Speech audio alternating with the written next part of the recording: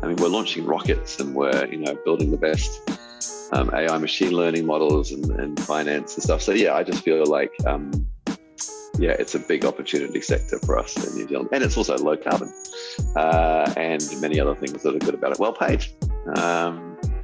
So all good.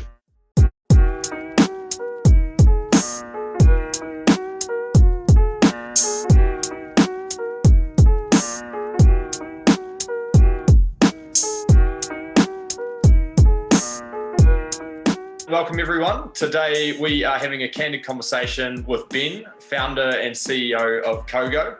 Ben, I'll get you to do an introduction here in a moment. So first and foremost, how about we start with who you are, and for those unacquainted, what is Cogo?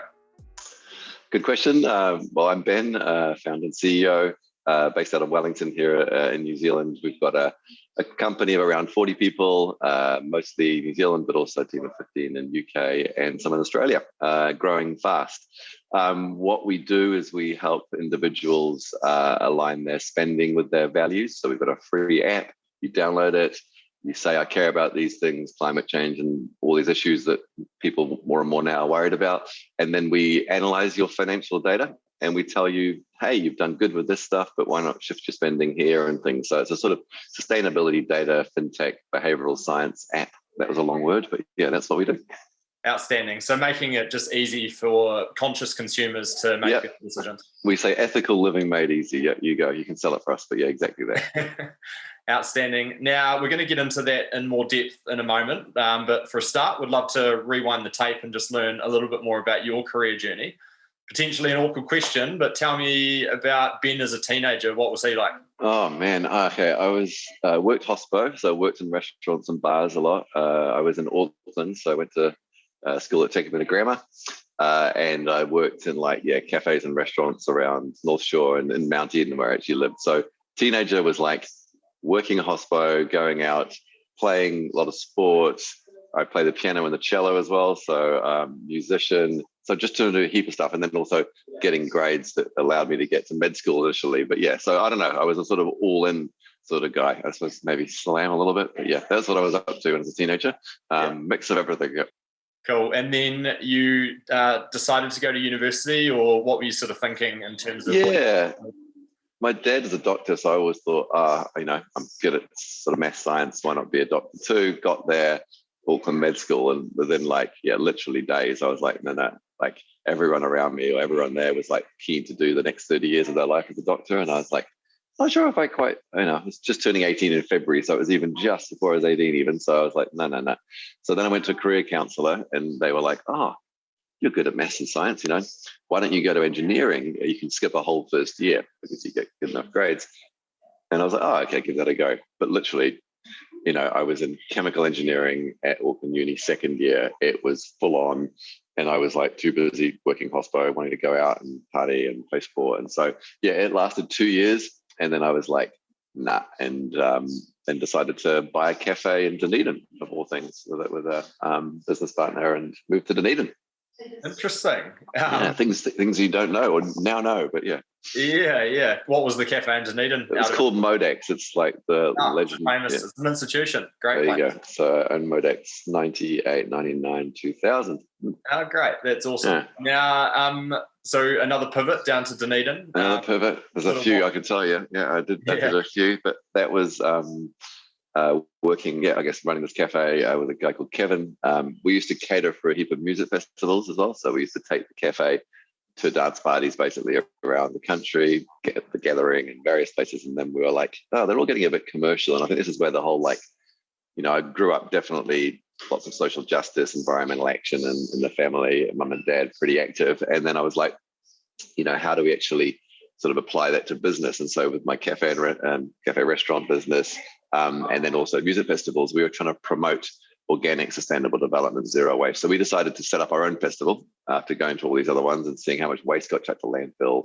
I mean, the gathering got sponsored by V or by Red Bull. And I was just like, man, there's something, we got to do this a little bit better. So we ended up setting our own festival up for 3 years in Golden Bay. We had Trinity Roots and a whole bunch of people playing. So it was like a 4-day music festival that was like, promoting these things.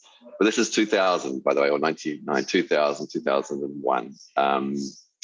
yeah, and then I was like, yeah, pivot next was we're not feeling like we're changing the world. Like we felt like we're giving people good information about how to recycle and how to do stuff and modeling what good business could be.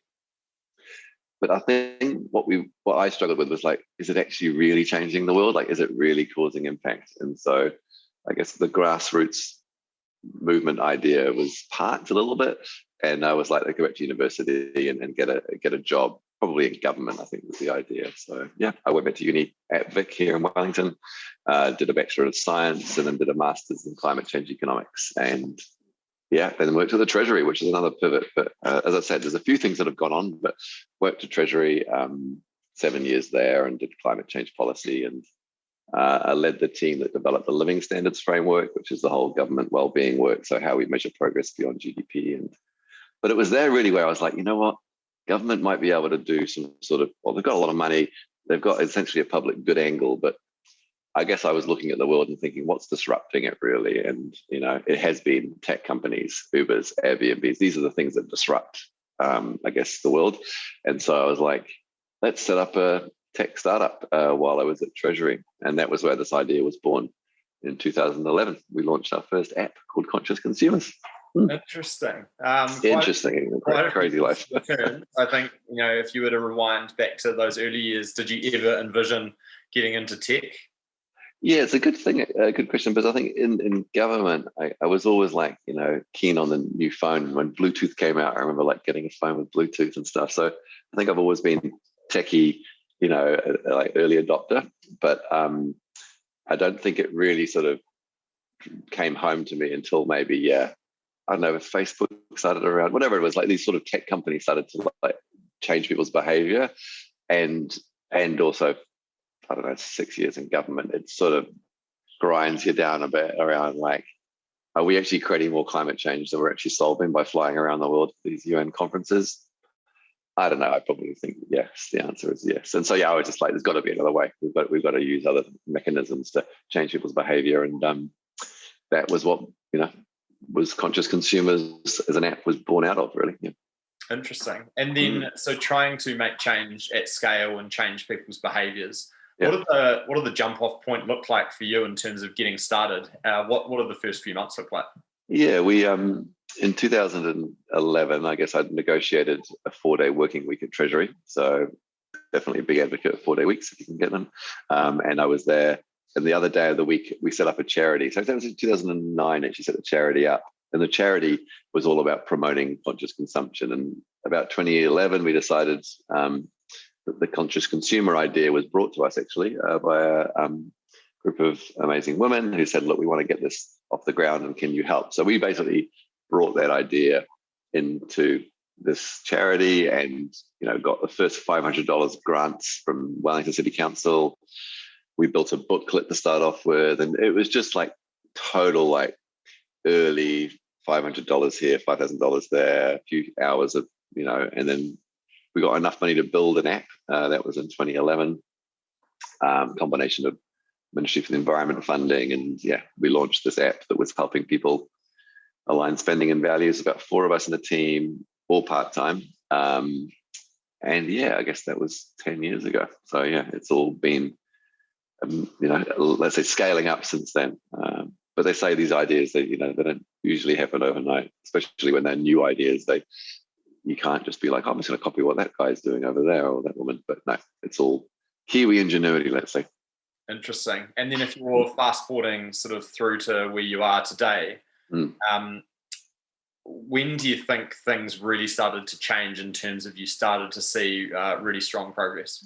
I think one of the key points was when we decided to set up the company. So we were a charity, as I said, for 6-ish years, 2016.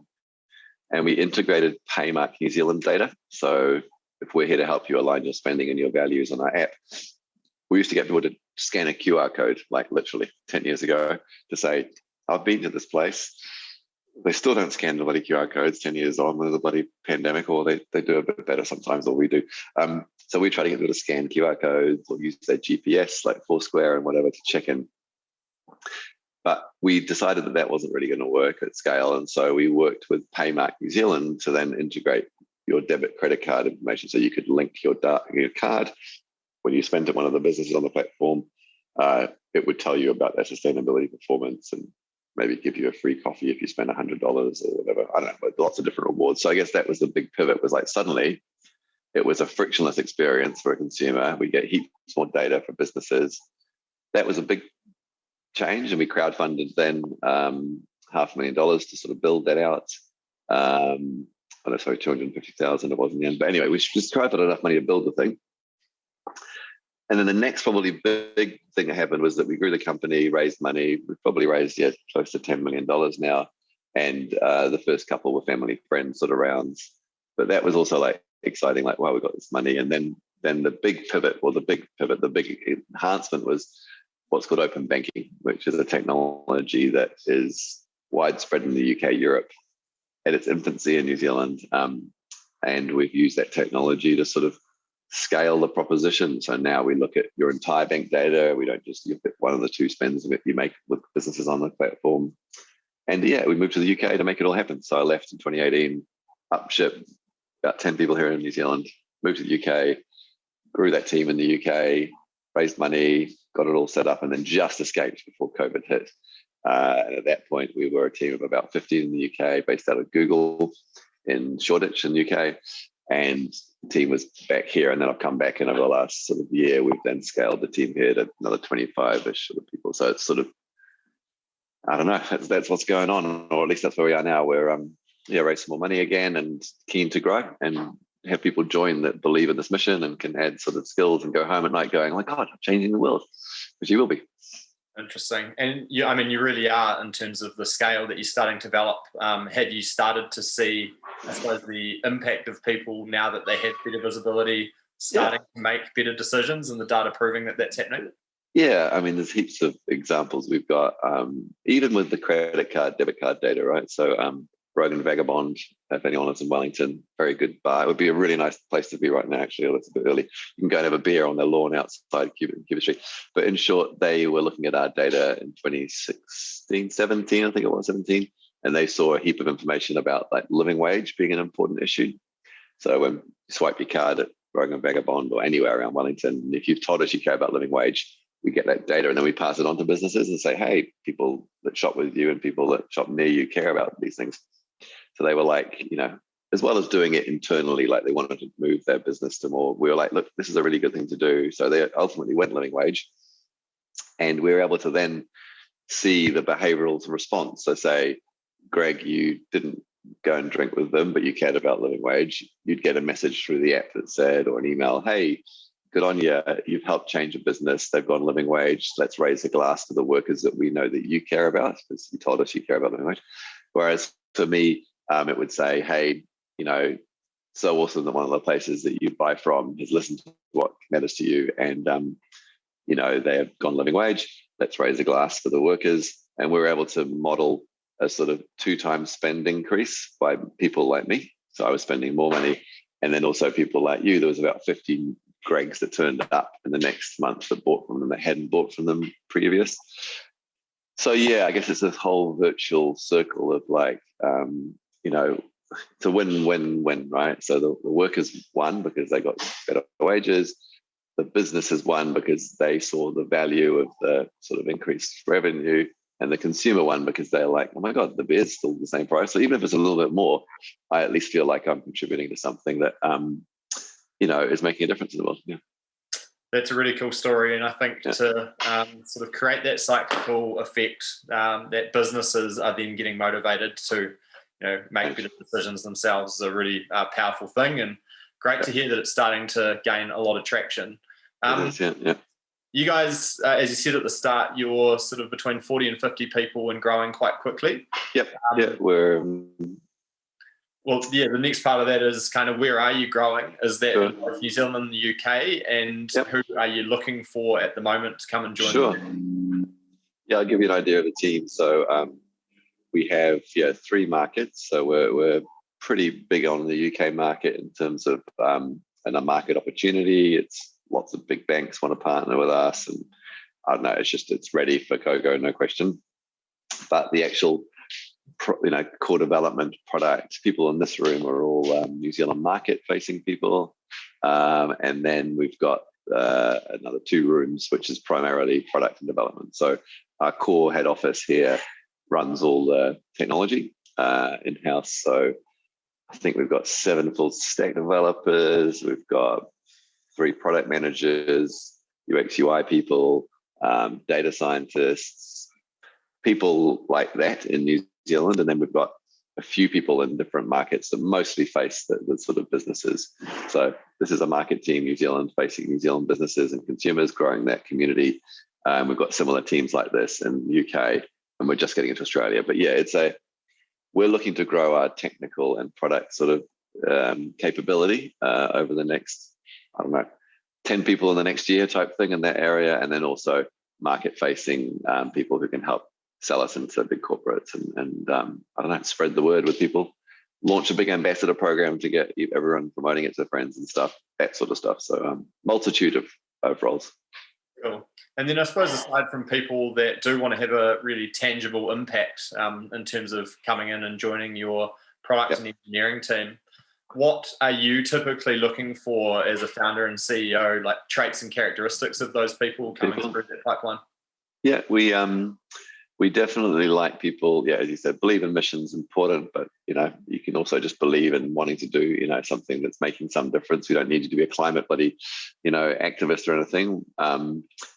The other things that we have a lot of entrepreneurial people in the business. I think not quite half, but almost half of them have actually set their own company up at some point. So that is a big part of what we do, is try and build and try and attract people who have that entrepreneurial angle, because we're a pretty flat company, as in you'll come in here and you'll get given something and it will be sort of your own in some ways to sort of run and drive. And I think that idea of feeling like confident and innovative and being able to sort of do things on your own back with the support around you, of course. But so we're looking for people with entrepreneurial, innovative backgrounds. We definitely like, and isn't a requirement, but we like people that sort of get into the values and stuff of the company, and it doesn't need to be physically. So we have a whole virtual combination with physical in-person teams. So we'd like you to bring something into this company in some way. And just, I don't know,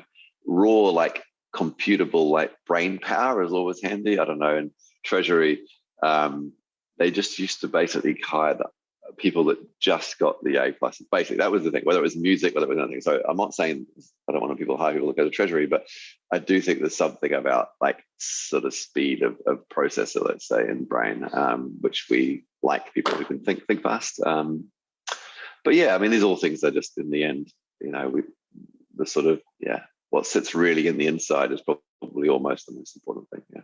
Yeah, interesting. And then in terms of how people typically reach out to you, what do you like to see when people are I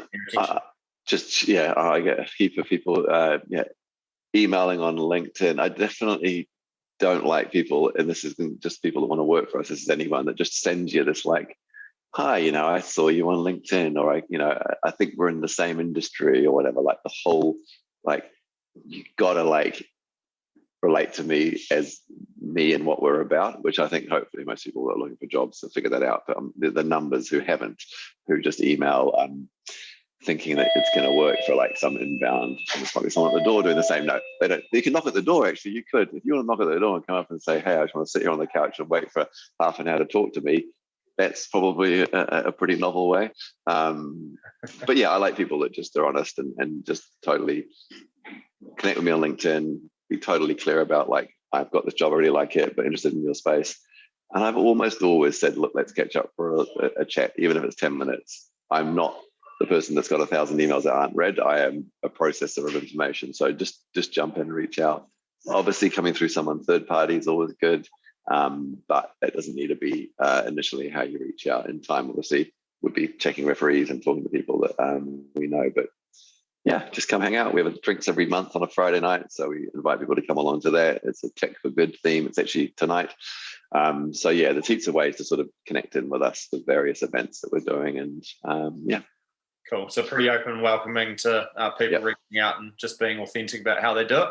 I'd love to sort of skip gears and think about the future. So if we're doing crystal ball gazing and thinking, what does Cogo look like in 5 years' time? not just as the business, but the impact that you have. at that point in time. It'd be cool to hear. Yeah, I think in 5 years, we say that people around the world will be talking about us like this. They'll be saying, oh, Elon Musk is still making his electric cars, and that's great. Heaps of adoption of electric cars. I don't know, maybe Amazon's just decided to pay their staff a living wage and all of their, company supply chains. So it's like, wow, but I want people to be like, actually, but it's Cogo that actually is having the biggest impact in the world. Like, it's actually this platform, and they won't actually be saying Cogo as in it's this thing called Cogo. They'll be looking at our app, but seeing the reflection of themselves in the phone, basically feeling a sense that, shit, it's me, and it is the 100 other million people using this platform that are actually shaping the world, actually carbon footprints coming down, actually, stop using so much plastic waste, all these things. So I guess, in 5 years' time, we want to be, a huge company that's changing the world for positive more than anyone else. So big vision, but why not? If you aim for the moon, as some of our directors say, you'll get close, and we are on that rocket starting to go. Nice. And that sort of collective power of consumers to be able to force change or make the Amazons of the world think about how they treat their employees or how they're treating their supply chain is super powerful, and really excited to see that evolve. I think it's a great mission. It's called a theory of change, right? So it's like you can think that you just basically, I don't know, find a lot of rich people to build carbon capture storage technology, whatever. Like, there's different theories. Our theory is really, we need to own the change as a community of people in the world. Like, we need to feel like we're the ones shaping it, because there will be other issues that come our way, right? So this isn't just one problem. It'll be whatever health, more viruses. But in short, if you can collectively sort of feel empowered and it's the chance to change things. And I think in a more decentralized way than just relying on just a few. Yeah. Cool. I'd love to stick with the topic of change. I think one really major challenge, and you probably feel this yourself, is that we need to start fostering and creating and nurturing more talent to come into the tech industry. Do you, I suppose, have any ideas as to how New Zealand Inc. can be doing that better, and how are you as a business starting to, in some ways, contribute to that yourselves? Yeah, I think, part of this sort of Tech for Good events thing we launched, it's the fourth one now, is to sort of try and bring in talent who are sort of, maybe not even in tech yet, or in just sort of even in tech, but wanting to do some good with tech. Interestingly, we moved to this office about 3 months ago, and the prior office we were in was the Inspiral Dev Academy office. And so they are actually doing the whole training of developers, and it was awesome to be there. We've got at least 3 of the previous grads that work for us now, and so I think that is one great thing. And hats off to Rowan and Josh and people that have done that work. Is that we sort of need the pipeline, let's say, of people coming in, because I'd say the biggest concern we have over the next 2-3 years of growth in this company is being able to meet the needs we have for talent around development and just general product, startup-y sort of product work. So I think, people like Inspiral and others that are training, and I'd encourage people who are thinking, do I get into technology, just to jump out and give it a go, turn up to one of our events, just come and sit next to someone working in the office and to see what goes on. Because it's amazing on the Inspiral. They do like a 3-month thing, and at the end they get jobs as developers. So there isn't like this whole I've got to spend 3 years doing a computer science degree. I think that is one thing New Zealand is sort of almost getting a head around, that it is possible to be in the tech sector, even in a development role, without necessarily having a 3-year computer science degree. Interesting. And I suppose, the multiple pivots that you've just described for yourself are a testament to that in a lot of ways. And having programs like the Dev Academy down there that are churning out great talent in the short Auckland too. Auckland as well, So So that's good to hear, and it's cool to hear there's a lot more initiatives. So I think, the message to everyone that's watching that is tech is open to anyone from any background. Sure, yeah. There's a lot of places that are willing to help foster that talent. So don't be afraid to get amongst it. And in some ways, New Zealand, 3 years, again, not Cogo, but New Zealand as a whole, through like tech, I'm confident will be the biggest export, or at least will be, it is no question competitive advantage. You say you're competitively good advantaged around obviously things like tourism and agriculture and stuff, sure. So they will be part, but tech's got this, massive opportunity to almost, it doesn't matter where you're based.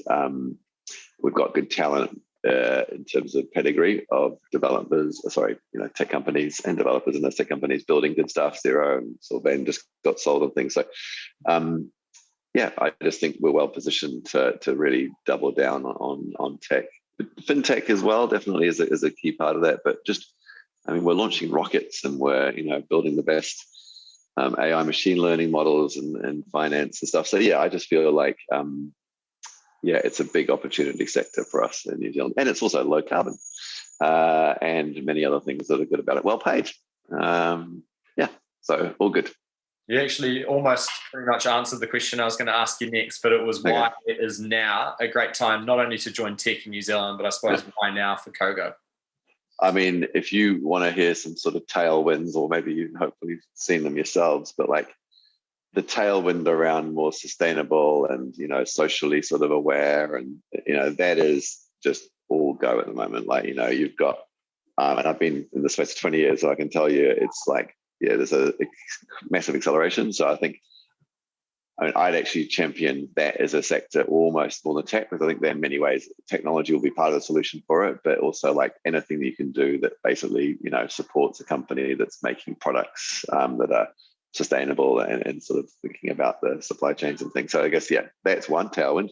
The other is fintech, so fintech, even as a subgroup of tech, you look at these banks, right? It's a massive, the biggest companies in many markets are banks, and they are, all due respect to banks, hugely inefficient. They've got massive legacy systems. So the technology's not that good. And this is why fintech as a sector has seemed to be such a massive opportunity. And we had Stripe just got valued at some ridiculous 90 billion, I think. I know it's just crazy, like the valuations that some of these tech companies in financial services are getting. So I think that's another big tailwind. And I just think, New Zealand, you don't need to leave New Zealand. So, come to work in New Zealand companies. And our philosophy is also, if you tell us you're living in Raglan or you're living in Bluff, that's fine. We'll make that work. We don't need more housing price pressures in Wellington. So we're all open for remote working. And that would be another reason. I can list more, but and all these cool people that work here, of course. So that's a good culture. Three very great reasons, and certainly share the sentiment to all of that. I think to leave this conversation, or the last piece is, do you have any advice that you've received on your career journey that you could share with others, or if you're speaking to younger people that are trying to consider what their next moves would be, anything that you could share with them to inspire them in this direction? Yeah, I think as a bit corny, but whatever, is that just find something that you really enjoy doing. Like, that you walk home after a day and go, man, I couldn't think of a better thing to be working on. I don't know if necessarily I would maybe pick a brand or pick a even category or vertical of business, but just find something that you just feel happy doing. That would be my advice. And I've sort of done that a bit, and that does change. So like, 19, 20, 21, I was most happy, working in a cafe and going to parties, and, that was good life.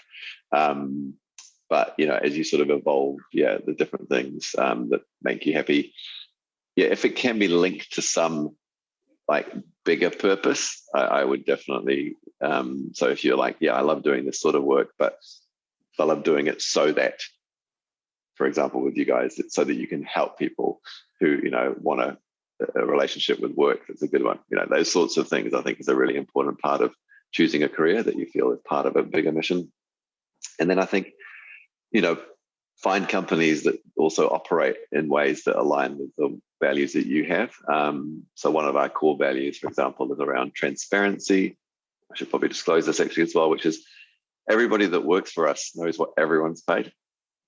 Everybody that works for us knows every document that's ever written by the board, so you get to read it all. Everybody that works for us knows exactly the cash position of the company, the forecast of the company.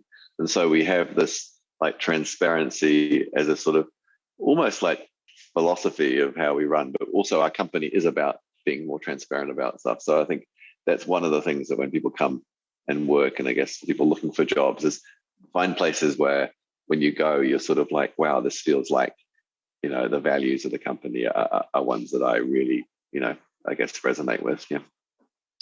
Amazing advice. And I think a great place to leave it. I think, it's quite incredible to see the progress that you guys have made, given it, took a while maybe to start the process moving. And as you talk about that tailwind around sustainability or conscious consumption, is a really great space to be playing in. So hiring a lot at the moment. If you haven't downloaded the app, get the app. Having a conversation, as Ben said, reach out and keep following the journey. So thanks very much for taking your time today, Ben. And no worries, Greg. Look forward to following the journey. Look forward to catching up with some people that are listening and watching this. And we're doors are open, and we're keen to have you join us. We call ourselves a rainbow unicorn, which is that we'll be $1 billion business, but we'll be the rainbow version of that, which is effectively built to change the world. So we say, come and join the ride. Outstanding. Cheers, mate.